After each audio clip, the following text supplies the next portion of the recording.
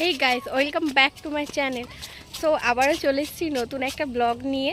তো এটা আমার সেকেন্ড ব্লগ, তোমরা জানো এটা আমার নতুন চ্যানেল।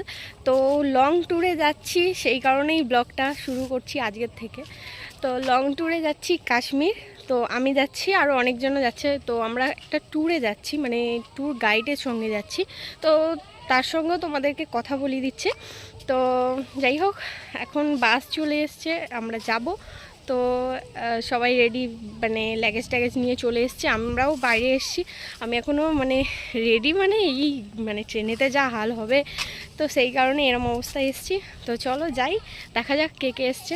চলো।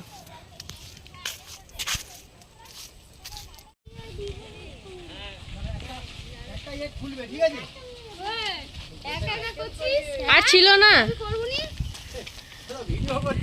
তো বাসেতে উঠে গেছি, বাসের সিটেতে বসে আছি।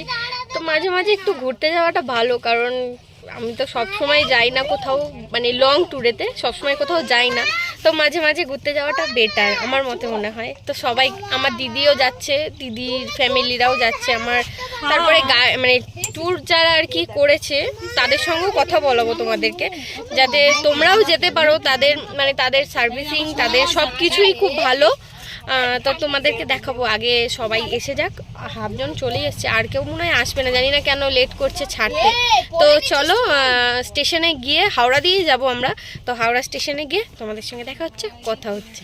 চলো, বাই বাই। তো ফাইনালি আমরা এখন হাওড়া স্টেশনে চলে এসেছি সবাই মিলে। এখন দেখো, তোমাদেরকে দেখাচ্ছি কত ব্যাগ হয়েছে। আর আমাদের যে ট্যুরিস্ট গাইড, তো তার সঙ্গে আমার কথা বলেছি। দাদা একটু কিছু বলবেন? কিছু বলবে তো তোমার ট্রাভেলের ব্যাপারে? কিছু বলতে হবে। আজ আমাদের কাশ্মীরের যাত্রা শুরু হলো, দেখতেই পারবেন।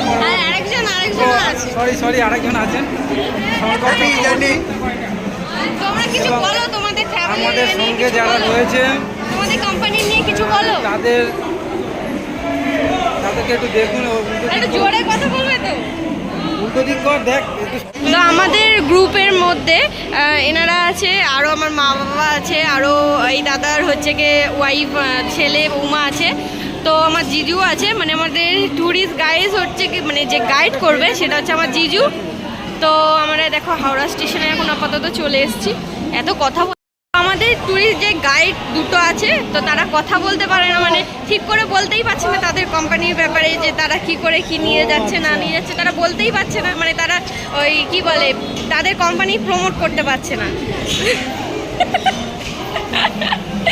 তো কি বলবো, তো যাই হোক, আবার ট্রেনে উঠি। বর্তমানে আমরা হাওড়া স্টেশনে এসে পৌঁছালাম। সবে মাত্র হাওড়া স্টেশনে এসে পৌঁছালাম।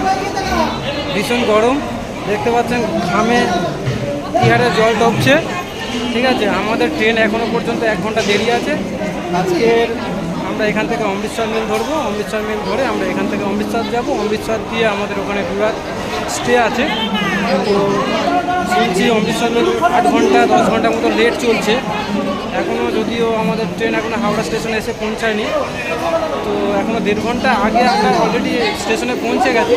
দেখা যাক কখন ট্রেন আসে। এখন এখানটা তো ডিব্রুগড় ট্রেনটি উপস্থিত আছে, দেখতে পাচ্ছি। এই ট্রেনটা চলে যাবে ডিব্রুগড়।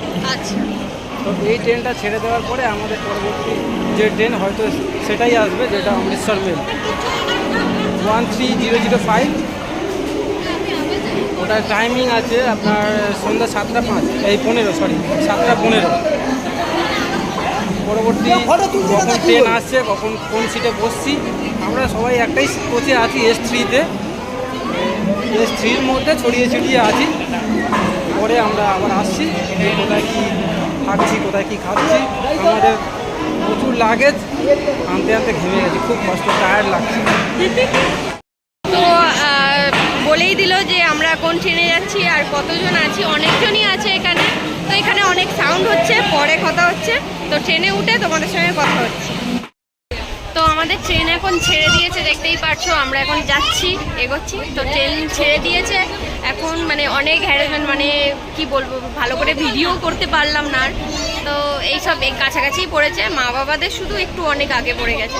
তো চলো আগে যাই, পরে দেখা হচ্ছে। একটু বসি, জল খাই, তো তারপরে দেখা হচ্ছে। তো জানি না কতটা কথা শোনা যাবে। চলছে।